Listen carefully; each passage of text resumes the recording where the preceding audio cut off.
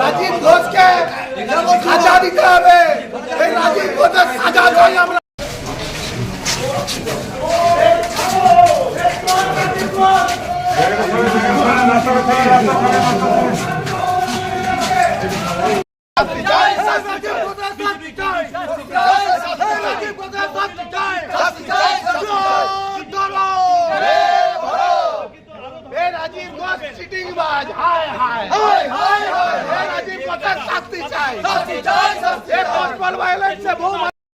চোর চোর এই জন্যই স্লোগান দিচ্ছিলাম যে এই চিটিংবাজ এই রাজীব ঘোষ আমাদের ভারতীয় জনতা পার্টির বহু কার্যকর্তাকে ঘরছাড়া করেছে, বহু কার্যকর্তার উপরে অত্যাচার করেছে, ক্রমাগত বহু মানুষকে এই অত্যাচার করেছে বিগত 5-7 বছর ধরে।